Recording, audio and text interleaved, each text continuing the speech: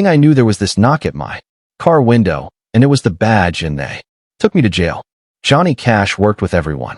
Willie Nelson, Waylon Jennings, Kris Kristofferson, and even Bob Dylan. But after one explosive night, he drew a line. The star he refused to work with again had been a friend. They'd toured together, shared stages, and then came the betrayal. It wasn't about money or fame. It was personal.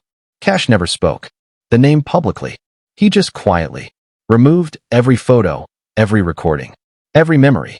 His band knew why, his family knew why, but the truth stayed buried until now. Johnny Cash was born on February 26, 1932, in the small town of Kingsland, Arkansas. His real name was J.R. Cash. His parents, Ray and Carrie Rivers Cash, were poor cotton farmers who struggled to survive during the Great Depression. This was one of the hardest times in American history. The economy had collapsed, jobs were gone, and families like the Cashes often didn't have enough to eat. From the start, Johnny's life was shaped by poverty and hardship. Every meal mattered. Every penny counted. These early struggles gave his music a deep, honest power that people felt in every word he sang. When Johnny was 3, his family moved to Dawes, Arkansas.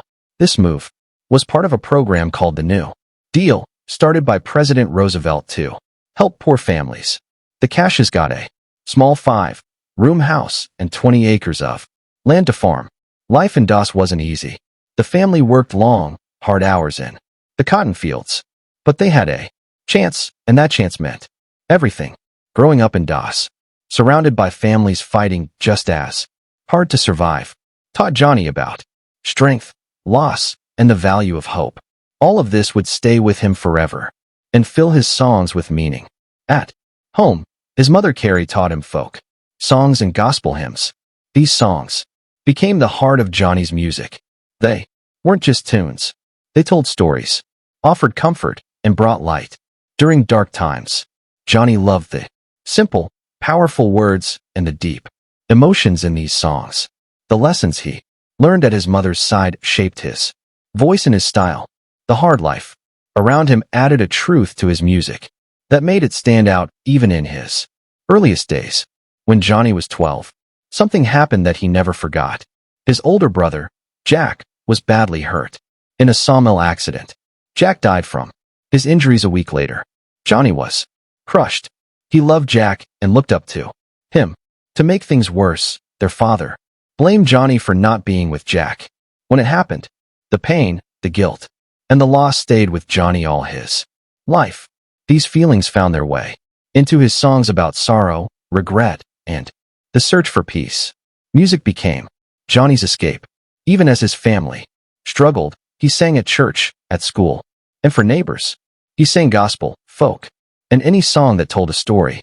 His deep voice and heartfelt style made people listen. These simple beginnings helped him grow as a performer and laid the path for what was to come. At 18, Johnny joined the U.S. Air Force. He served for 4 years during the Cold War, mostly in Germany. His job was to listen to Soviet radio messages and decode Morse code. It was hard, serious work. One day in March 1953, Johnny was the first American to hear about the death of Soviet leader Joseph Stalin. He passed the news up the chain until it reached President Eisenhower. It's almost hard to picture the future man in black, headphones on, in a quiet room, catching world-changing news before anyone else. While stationed in Germany, Johnny bought his first guitar for just $5. He and a few friends formed a band called the Landsberg Barbarians. They played at military dances and on the radio. Johnny started writing songs, too. One of them was Folsom Prison Blues.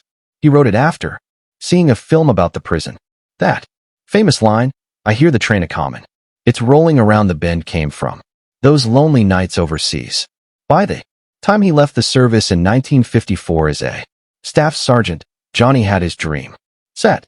He had songs, a style, and a drive that couldn't be stopped.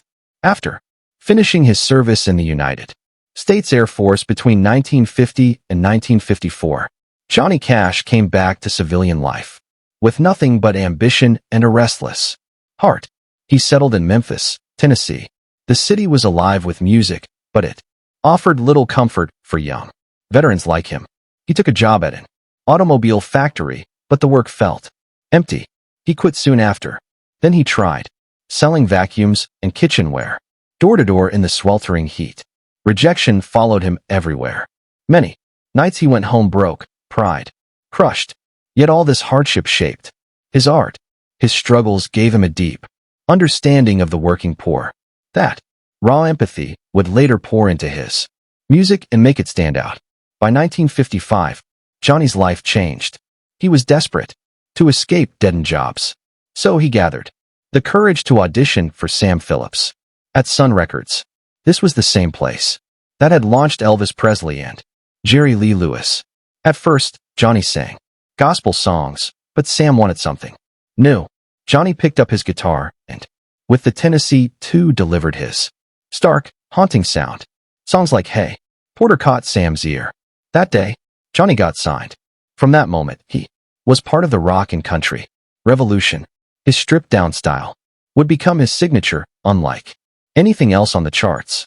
Between 1955 and 1956, Johnny released songs that would make him a star. Cry, Cry, Cry, Hey Porter, and Folsom Prison Blues introduced the world to his deep voice and simple music. Just a guitar, a bass, and a snare drum. Folsom Prison Blues shocked listeners with the line, I shot a man in Reno just to watch him die. The honesty struck a nerve. Then came I Walk the Line in 1956. The song stayed on the country charts for 43 weeks and hit #1. It even crossed over to pop, reaching number 17. Johnny's mix of strength and vulnerability drew fans who felt like he was singing their lives.